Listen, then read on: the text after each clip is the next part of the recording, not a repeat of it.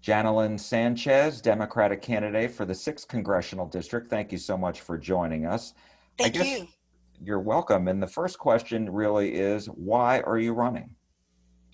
I'm running because I believe our democracy is at grave risk, and because I want to help create a healthy, prosperous, and equitable future for us all.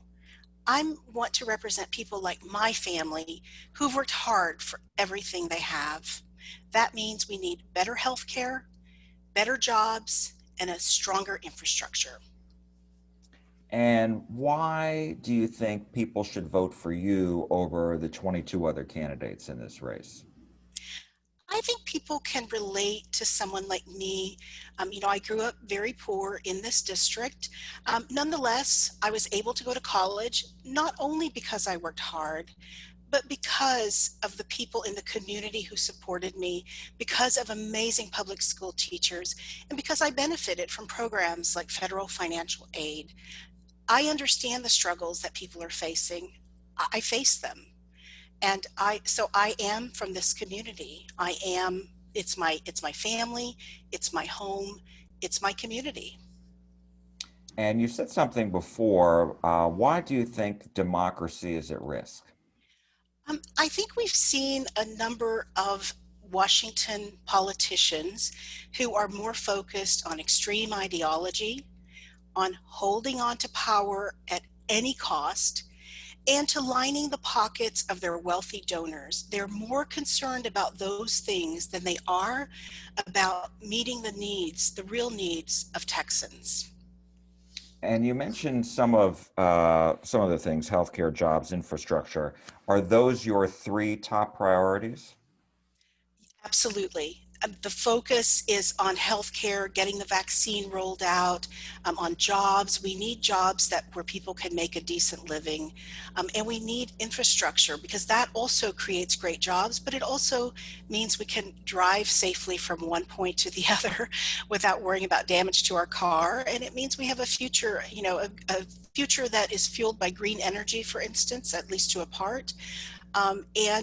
I think that's a very important investment we need to make in our economy and in our people right now. You mentioned the COVID vaccine. How do you think the rollout is? I think that we're doing a great job on the rollout. It's always can go faster. We can always get more people. I think that I think generally speaking, we're doing a great job. If you compare how we're doing to Europe, for instance, they've been a bit slow in rolling out the vaccine. So I think overall we're doing well. I'd like to see more people want to take the vaccine. And what about the COVID relief bill that passed? Did you support that? And do you think there needs to be more? I absolutely supported that bill. I think that it puts money in the pockets of people who will then go out and spend that money and create growth and jobs in our economy. It also does things like reduce the premiums for people who are buying their healthcare policies on the exchange. It also invests in small businesses so they can keep people employed. I absolutely support it. I don't know whether we need more or not. I think the focus will be in the short term, or maybe in the medium term, on getting this infrastructure bill passed. And there have been even some Democrats who are a little leery about that legislation and the price tag. What's your thought on that? It is certainly a large price tag. My concern is not so much with the amount, because I believe that investment is past due. We really need to make this investment, but how we pay for it. When President Trump began his term, a Republican controlled Congress passed a very large tax break for corporations and the wealthiest Americans. I think some rollback of that tax cut as being proposed now is a great idea. I'm not in favor of some of the proposals I've heard, such as a per mile tax to help fund highway systems. I don't believe in that. I think it's regressive. I don't think people should have to pay per mile to travel. But I would like to make sure that however the money is spent, that we're not paying twice for things. things. I don't want to see more toll roads built. We're paying on the front end and on the back end in that case. I want to see direct investment in our communities and in our failing bridges and roads. With regards to the tax increases, um, obviously there has been some criticism, mostly by Republicans, that if you start increasing taxes now when you want to increase the amount of jobs that are out there, isn't that going to hurt that effort?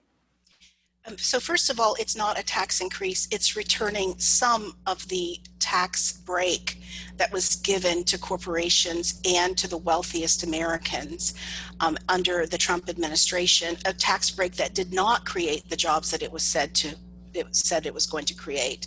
So I think it's very important that we not talk about this as a tax increase, but a reversal of a tax break that was not equitable. But it is increasing back to what it was before if No, it's President Biden actually gets his way, right? No, he's not proposing to get rid of the entire tax break. He is proposing to reduce some of the tax break. We still would have the lowest corporate tax rate of any industrialized nation. Let me ask you about another issue that obviously we've seen here in Texas and make a lot of headlines, and that is what we're seeing at the southern border, and the number of not only unaccompanied minors, but others who are coming in. And what is your thought on that? And what do you think the solution is? So I don't have a solution. I think that this is going to be a very complex problem to resolve.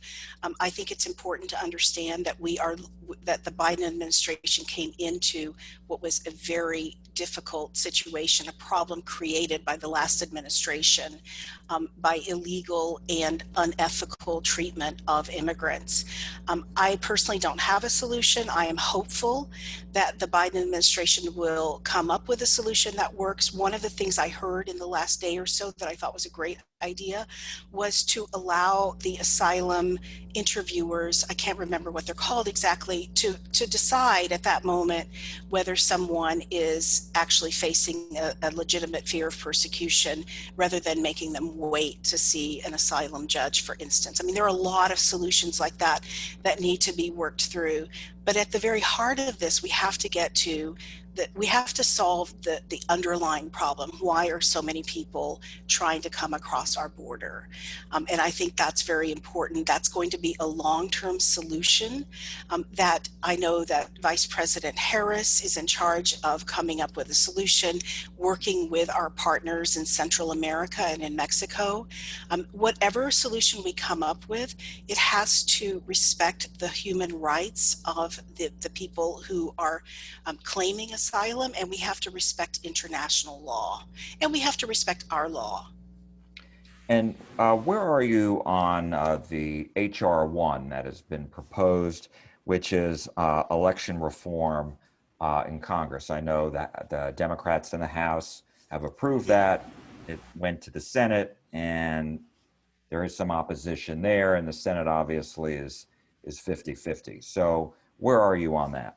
So when I talk about our democracy being at grave risk, I think what you see is around the country an unprecedented assault on voting rights, an unprecedented orchestrated attempt to suppress voters. And normally these are voters of color from disenfranchised communities. So it's very important that we reverse that immediately.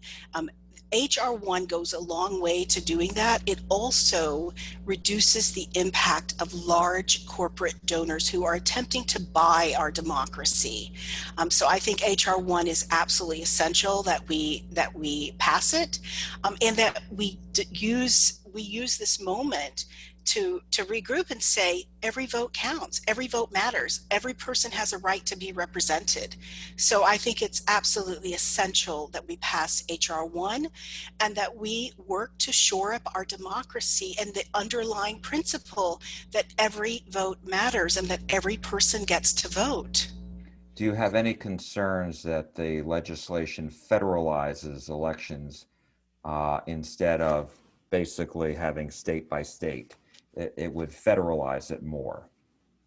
No, I'm not concerned about that. I'm concerned about states that are attempting right now. There are quite a few of them that are attempting to subvert democracy by removing the right of people to vote. What specifically about the state bills do you have an issue with? So there are a number of states that are proposing new methods of delivery or of determining the electoral vote by giving by changing the way that they distribute the electoral votes, and that's designed to disproportionately give rural voters a stronger voice per person. So they're taking away the one vote per person um, rule, but we also see across the country, including in Texas, efforts to shorten hours for voting so that people who might be working late or might be working two jobs can't get to the polls, make it harder for people to get ballots, making it harder for people to vote by mail. We're in the middle still of a pandemic. People need to be able to vote by mail so they can stay safe and healthy. All of these are designed to limit the power of urban voters who are voting against Republicans. I mean, that's basically what the point of these bills is. I want to ask you about police reform legislation. The House passed that. And where do you come down? I know one of the issues, I think there's a lot of support for police reforms and additional police training. I know Yeah. one of the issues that there's disagreement on is what's called qualified immunity, taking that away from officers. In other words, making them liable for their actions. Mhm. Where do you fall on that issue? I believe we should eliminate court created qualified immunity. And what do you have any concerns that this may hurt a city or a county's ability to hire law enforcement officers? I think ultimately, by having a system that is fair and equitable for all citizens, we will create a system by which police forces are able better to protect everyone in their community.